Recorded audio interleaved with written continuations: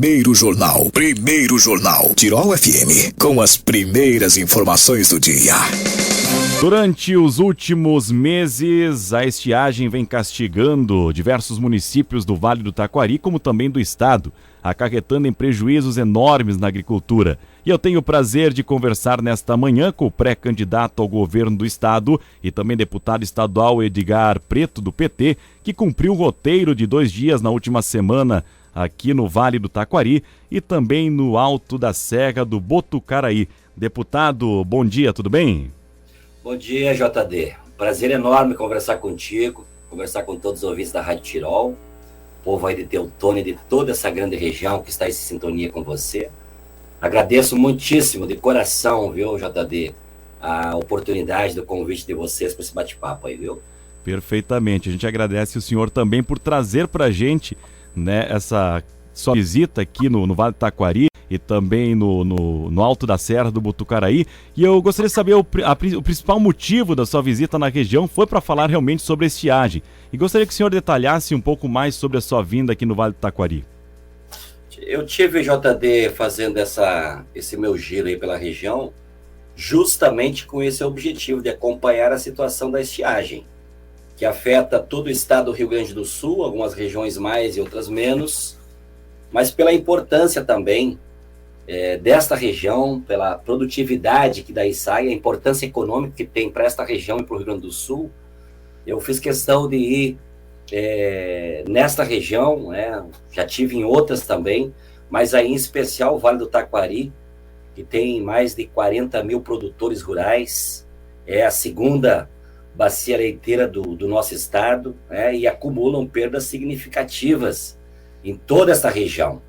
Então fiz visita em vários municípios, levando além da solidariedade, também ampliando a mobilização, porque neste momento, o que não pode acontecer, JD, é o que aconteceu na seca de 2020, que nós tivemos pela primeira vez aqui no governo do estado um descaso, na minha opinião, quase que completa na seca que foi a última, que também foi grandiosa.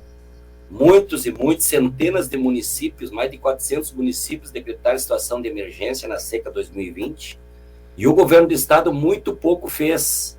Não teve um comitê, não teve a organização por parte do governo do estado, alguém que representasse o governo, que pegasse as ações, que demandasse para as secretarias, que fizesse a representação do Rio Grande do Sul perante ao governo federal.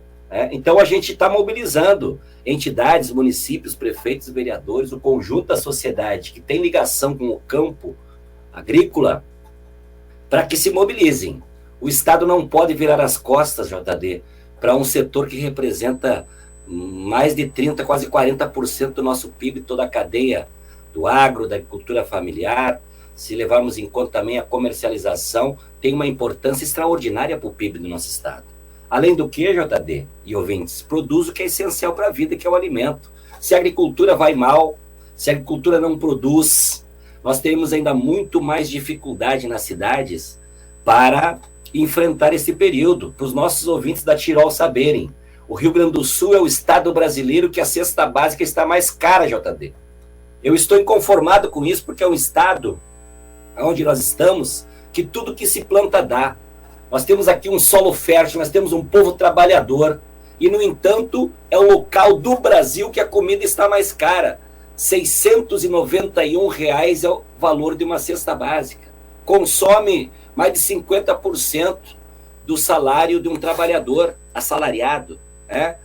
O que acontece é que os governos têm abdicado nesses últimos períodos, JD, de produzir e implementar políticas públicas para a agricultura. A agricultura de um modo geral, mas a agricultura familiar, que tem por característica e é a grande responsável pela produção de alimento, ela não se viabiliza economicamente se deixar somente pelas regras do mercado.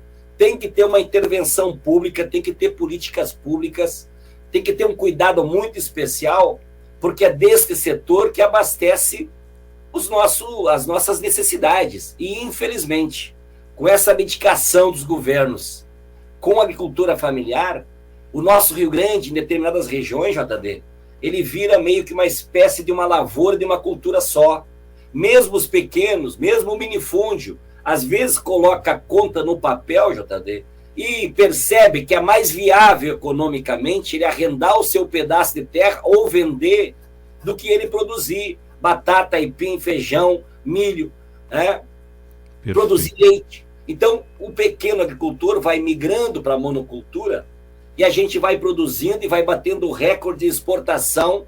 A China, no ano passado, comprou 97% da nossa soja que foi embora, né? Uma cultura que não depende nem de Bolsonaro, nem do Eduardo Leite, quase que exclusivamente da relação com a China, da necessidade que tem, né? A gente vai ocupando o nosso solo, utilizando a nossa terra fértil e vai produzindo para alimentar os animais na China e não estamos se importando, eu digo os governos, não estão se importando, não estão dando a importância merecida para quem está passando fome aqui no Brasil e aqui no nosso estado. Já são 1.200.000 pessoas em situação de vulnerabilidade. Muitas delas, JD, passam necessidade de comida, não tem comida, principalmente em periferias dos grandes centros, aqui na região metropolitana. Aliás, eu vou te dar um dado para caracterizar bem a nossa situação. O ano passado, na pandemia, muitos levantamentos foram feitos da situação das metrópoles, das regiões metropolitanas no Brasil. A região metropolitana de Porto Alegre, JD, é a segunda do Brasil que mais pessoas entrou para a extrema pobreza. Somente em um ano, 2020, 2021, nós tivemos mais 300.000 famílias que entraram para a extrema pobreza. Hoje, então, são 1.200.000. Muita necessidade há, porque as pessoas estão tendo dificuldade de comprar o nosso básico, de comprar o alimento, porque a maioria dos mercados está sendo abastecido com produção que vem de fora, porque o Rio Grande, nos últimos anos, deixou de produzir 40% do feijão, produzindo a menos, 50% a menos de milho, estamos produzindo menos arroz, estamos produzindo em 5 anos, perdemos 46.000 famílias que produziam leite e não produzem mais. Então as consequências estão aí. E mais essa seca, mais essa estiagem, obviamente, JD, o prejuízo maior é com os nossos agricultores que plantaram, que não vê um futuro porque não vão colher. O milho se foi praticamente tudo, afetou drasticamente já a lavoura de soja, uma queda brusca na produção do leite, do fumo, afeta inclusive a plantação, o cultivo para o consumo interno das famílias. A situação é muito difícil. E nós recebemos a visita da ministra Tereza Cristina, agora dia 12 de janeiro. Ela veio aqui, visitou lavouras, recebeu demanda das entidades e disse, olha, eu não vim fazer milagre, eu levo daqui uma reflexão. Poxa vida, JD, é lá que está a chave do cofre. Onde é que está o governo do estado que já não montou um plantão em Brasília para fazer essa relação direta com os órgãos do governo federal? Então eu estou angustiado, eu estou percorrendo o estado. Além da solidariedade, como eu disse, eu peço mobilização. Nós não podemos deixar esse setor, assim como está, abandonado em um momento tão dramático, tão triste como esse. Com certeza. O senhor também preside a Frente Parlamentar em Defesa do Crédito Emergencial para a Agricultura Familiar na Assembleia Legislativa, né? Que é o projeto de lei 115, se não me falha a memória. É isso, né? Exatamente, JD. Isso antes da seca. Isso foi antes da seca. Já faz em torno de um ano. Uhum. Nós protocolamos um projeto aqui na Assembleia Legislativa pedindo um crédito emergencial para os agricultores, especialmente direcionado àqueles que estão no ofício de produzir alimento, justamente para impactar positivamente em toda essa narrativa aí que eu já te fiz, da falta de alimento, do desabastecimento que nós estamos caminhando. Nós fizemos um projeto pedindo ao governo do estado que subsidie um financiamento.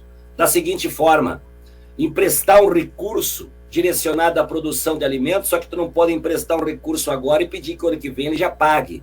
Então, no nosso projeto, que já passou na Comissão de Constituição e Justiça, que analisa tecnicamente uma matéria, JD, analisou, o deputado Sérgio Turra fez um parecer favorável, foi aprovado na Comissão de Constituição e Justiça, está na Comissão de Agricultura, apto, se o governo quiser, para levar ao plenário e votar em semanas. E ali a gente pede que tenha 1 ano de carência e 2 anos de prazo para ser pago, e que o governo banque o juro desses financiamentos, que chegue para o agricultor juro zero.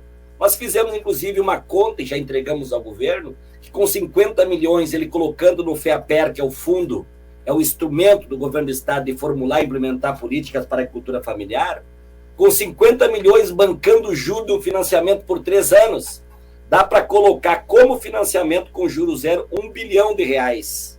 Veja bem, nós temos um banco altamente lucrativo, nós temos 2 bancos, o Badesul, o Banrisul, nós temos o BRDE, que é conjunto com os 3 estados do Sul, nós temos instrumentos, viu, JD, para implementar uma política como essa. Ninguém discorda, conversamos lá na Expo Inter, ainda uma audiência que eu promovi pela frente parlamentar que eu presido, que é de defesa desse crédito agrícola, uma bela reunião com deputados de várias bancadas, da base governista, da base de oposição, estava lá o chefe da Casa Civil, estava lá outras representações do governo do estado, fizemos um belo encaminhamento, ali da Expo Inter ficou marcado para dali 15 dias de novo voltar a conversar, e essa conversa não aconteceu mais, o nosso projeto está parado, os agricultores necessitando, governador comemorando um superávit, e eu lhe pergunto, JD, aos nossos ouvintes também para reflexão, é como alguém fazer poupança estando passando fome, estando passando necessidade.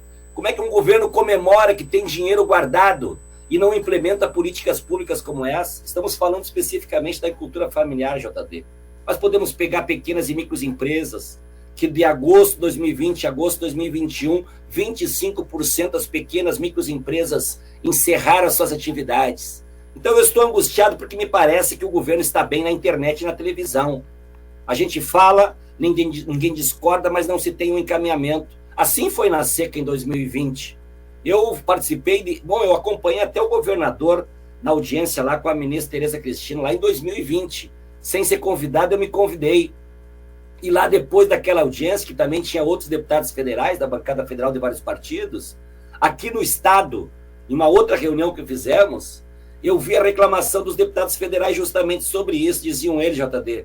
A gente faz reuniões, a gente tira encaminhamentos, a pauta fica encaminhada, mas no dia seguinte não tem ninguém do governo do estado que dê sequência às negociações. Então o que nós estamos pedindo, os movimentos sociais do campo, é que o governador chame para si essa responsabilidade. É o governador, é o chefe do nosso estado, que está presidindo o nosso Rio Grande, que tem que chamar para si essa tarefa. E no Palácio Piratini organizar um comitê de crise. Ele delegar alguém que vai capilarizar todas as ações das secretarias. É esse instrumento de um comitê no Palácio Piratini que tem que fazer a gestão ao governo federal. Senão nós vamos continuar, JD, como foi no passado. Entidades, deputados, movimentos sociais peregrinando de uma secretaria a outra, informações desencontradas e as coisas não aconteceram. Vou te dar o resultado do que eu estou falando. Na seca em 2020, o governo anunciou 55 milhões para fazer frente à seca. Da parte do governo do estado, aqui do Rio Grande, eram 23 milhões, 10 milhões do orçamento da Assembleia Legislativa, 13 apenas do governo do estado. E uma contrapartida de 29 milhões do governo federal.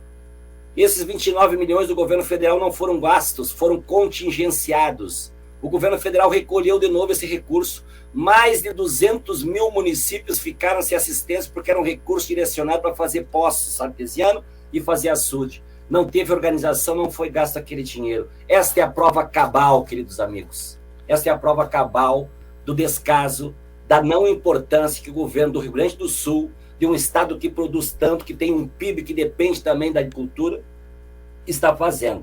Então eu montei essa frente parlamentar, fizemos audiência na Expo Inter, e de lá para cá as coisas não andaram. O que nós estamos pedindo então é esse crédito emergencial, que não seria um grande recurso, mas seria especialmente nesse tempo da pandemia, aliás, da pandemia e da estiagem, seria fundamental para os nossos agricultores. Continuamos brigando porque todos os movimentos do campo, da agricultura familiar, colocaram na pauta de reivindicação a agilização na aprovação do PL 115, que é o financiamento, crédito especial para a agricultura familiar. Por fim, eu já disse ao próprio governador, não se preocupe com o protagonismo do PT. Se o governador tem dificuldade em aprovar um projeto porque é da oposição, JD, não tem problema. Ele pode apresentar um da origem do executivo, nós do PT retiramos o nosso projeto. Né? Nós queremos assistência, nós queremos agilidade, nós queremos que o Estado estenda a mão a esses homens e mulheres que tiram da terra o que é essencial para a nossa vida, que é o alimento de cada dia, não é? Com certeza. Deputado, acredito que também durante as suas visitas o senhor deve ter se deparado também com o desespero dos agricultores com a falta da energia elétrica e diante desses acontecimentos foi solicitado na semana passada uma audiência pública com o Ministério Público Estadual também, né? Inclusive nessa reunião teve representantes da agricultura aqui da nossa região e eu gostaria que o senhor comentasse sobre este momento até para os ouvintes entenderem sobre essa demanda que foi feita. JD, casualmente, quando eu estava me organizando para começar o roteiro, eu recebi uma ligação do Luciano Moresco, lá de Encantado. Ele preside o CODEVAT, que é o Conselho de Desenvolvimento Econômico aí do Vale do Taquari. E o Luciano me relatou esse drama que muitas e muitas famílias estão vivendo além da seca, que é a falta de luz, o descaso da RGE, que é a concessionária. Quando foi privatizado a CE, lá atrás, o governo do Brito, uma parte dela, foi feita uma distribuição de concessão para empresas particulares cuidar da energia elétrica, e a RGE é uma que tem concessão para atender uma parte importante do Rio Grande do Sul, boa parte aí no Vale, a não ser os municípios que são atendidos por cooperativa, JD, que tem outra qualidade que no atendimento, tem outros cuidados. Exatamente. As cooperativas de eletrificação, né, do nosso estado. Como é o nosso caso aqui de Teutônia, região, aqui de algumas cidades que temos a Sertel, até estava comentando fora do ar com o senhor há pouco, que na sexta-feira ocorreu um temporal aqui na região, em questão de 2 horas e meia estava toda a energia restabelecida, então tem uma diferença nesse atendimento aí com certeza. Tem respeito aos consumidores, né, JD? Afinal de contas, as pessoas pagam a conta da luz, se não pagam, ela é cortada. A minha propriedade, onde eu nasci, lá em Miraguaí, também nós fomos e somos até hoje atendidos pela cooperativa Creluz. E a gente vê outro tratamento. Obviamente que se viabilizam economicamente, estão se viabilizando, estão sendo premiados mundo afora as nossas cooperativas pela excelência na prestação de serviço, especialmente pela energia renovável, energia limpa, que está sendo um investimento muito importante das cooperativas. Ao contrário da RGE, os relatos, o drama que o Luciano Moresco me relatou, eu fiquei primeiro estarrecido e segundo indignado, né? Eu de imediato liguei para o Procurador-Geral de Justiça, doutor Marcelo Dallazen, já na estrada, a caminho, e relatei a ele o drama que essas famílias viviam. Isto era na quarta-feira, JD. E o relato que eu tinha é que desde sábado tinha famílias que não tinham luz. Recebi fotos de criação de suíno, de frango, os animais morrendo. E eu ficava imaginando como é que uma família sem água, sem luz, sem um ventilador vai dormir à noite. Além da preocupação, do estresse, que afetou certamente as pessoas, né? Eu liguei para o Procurador-Geral, doutor Marcelo, relatei esse drama, e ele de pronto disse, Edgar, amanhã nós fizemos essa reunião. E eu casualmente estava indo para Encantado também, e lá tinha reunião da Associação da ANVAT, fizemos lá esse contato, essa organização, e veio de lá o prefeito Sandro, o prefeito de Colinas, que preside a ANVAT, o prefeito Calvi de Encantado, representação de outras prefeituras, o doutor Luciano Moresco também veio, e veio uma comitiva de agricultores, entre eles, JD, veio a Aline, aquela senhora de Colinas que, num gesto desesperado, jogou leite ali na frente da RGE em Lajeado, não é? Isso. Que inclusive viralizou na rede, todo mundo ficou sabendo, estarrecido daquele desabafo, daquele protesto desesperado daquela senhora, daquele grupo que lá estavam. Até porque naquele momento eles já estavam com 48 horas sem energia elétrica, né? Exatamente. Veio ali uma representação de agricultores da região e relataram para o doutor Dornelles esse drama. E eu pedi a ele que não fosse uma reunião só com ele, que chamássemos, enfim, aqueles que têm a responsabilidade de resolver. Sugeri a ele, e ele aceitou, convidar o presidente da Gerges, que é a agência que, em nome do Estado, faz a regulação, faz a fiscalização dessas concessões. Ali estava o doutor Luiz Sena, e ele convocou a representação da RGE, que estava ali, uma comitiva também da RGE, fazendo dados, apresentando números positivos de tantos postes, tantas redes que foram feitas, tantos concertos realizados. E eu disse, olha, o relato de vocês está muito bonito, mas não condiz com a realidade de quem está lá na ponta. Se está sendo feito tudo isso, está sendo feito muito pouco.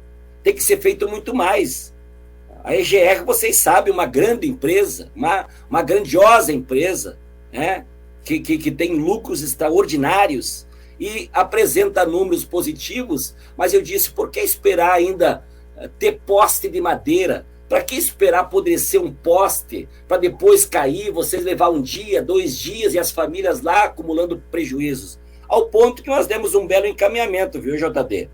O procurador-geral, doutor Marcelo, determinou, combinado comigo, com quem lá estava, que num prazo de 30 dias, já está marcado o dia, acho que é dia 21 agora de fevereiro, nós voltaremos à mesma comitiva, no mesmo local aqui na sede estadual do Ministério Público, para fazer de novo uma outra reunião. A EGR terá que apresentar um cronograma de investimentos que fará na região.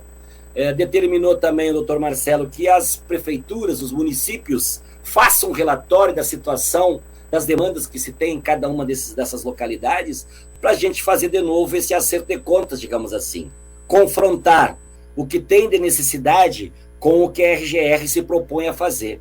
Fiquei até feliz, porque eu sempre tenho cobrado a Gerges o que está sendo feito nessas realidades. Ela relatou que tem uma multa que já foi aplicado à RGE de 30 milhões e que basta ainda os órgãos do governo federal, a nível nacional, fazerem a execução, já está dada essa multa.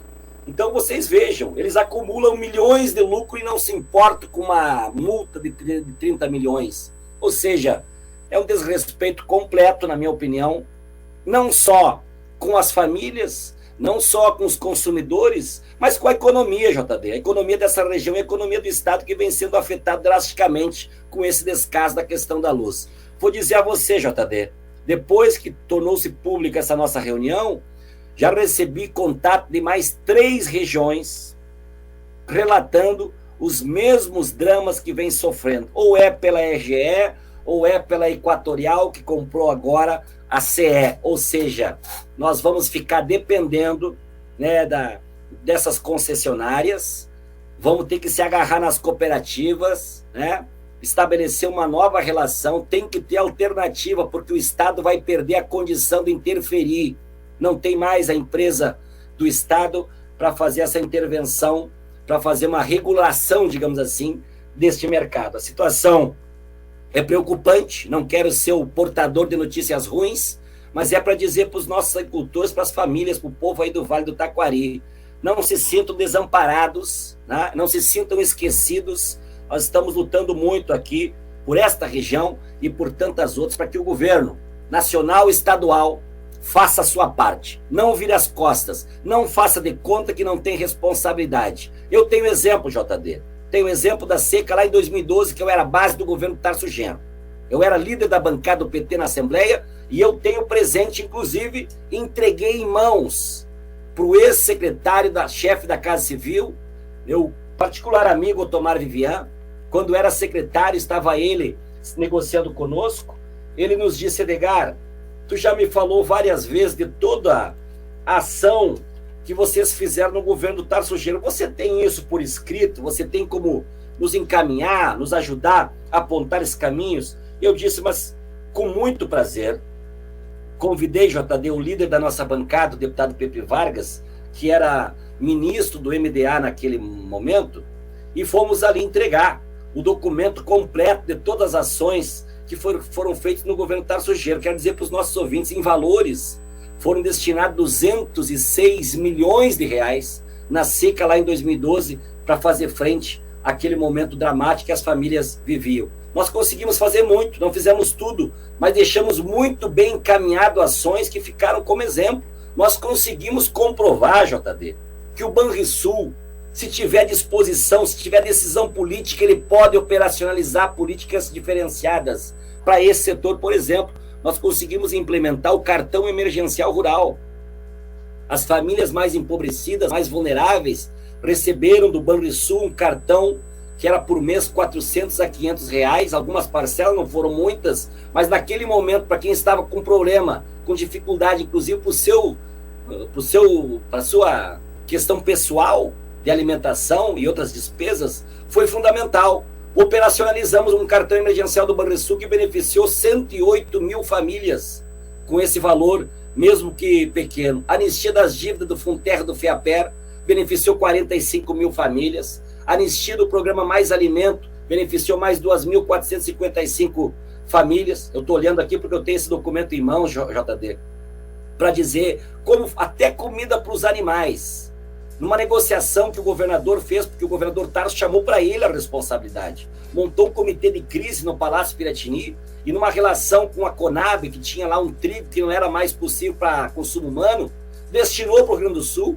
Né? Nós buscamos, o Estado buscou na Conab, distribuiu, beneficiando mais de 7 mil famílias que estavam com problema de alimentação para os animais. Construímos 2 programas estruturantes, Mais Água, Mais Renda, irrigando a agricultura familiar, que foi super importante, beneficiou milhares e milhares de famílias por esse estado. Construímos açude e poços artesianos, ficou irrigado uma parte importante de lavouras, inclusive da agricultura familiar, porque não é só o agro, só o grande, que pode irrigar. Nós temos que, por uma política pública, permitir que os pequenos agricultores, JD, os que produzem o alimento, que são fundamentais, eles tenham também pelo menos uma parte da sua lavoura irrigada, para que não fique dependendo do bom humor de São Pedro. Então, não faltou boa vontade da nossa parte, estamos sempre à disposição, sempre lutando, sempre gestionando, marcando audiências, mas eu espero que não fique na mesma situação da seca de 2020, que nós batemos cabeça de um lado para o outro e de concreto muito pouco, quase nada aconteceu, viu, JD? Deputado, infelizmente o nosso tempo já chegou ao fim, né? Mas só um último dado que eu queria trazer para o senhor. No sábado, moradores da localidade da linha Delfina, que é no interior do município de Estrela, aqui no Vale do Taquari, e ficaram sem energia elétrica às 13 horas e 30 minutos. E ontem, foi a última informação que a gente recebeu, ontem às 10 horas da manhã, ainda continuavam nessa situação, somando-se naquele momento 45 horas sem energia. Que bom que agora na próxima reunião que vocês aí têm, esse pessoal da RGE, enfim, ali vai ter que trazer essas soluções para ver como encaminhar aí para não acontecer mais isso, né? Exatamente. Tu está falando um exemplo de Estrela, é isso? Isso, de Estrela, da linha Delfina. Na nossa reunião estava o secretário da Agricultura de Estrela, representando o prefeito Schneider.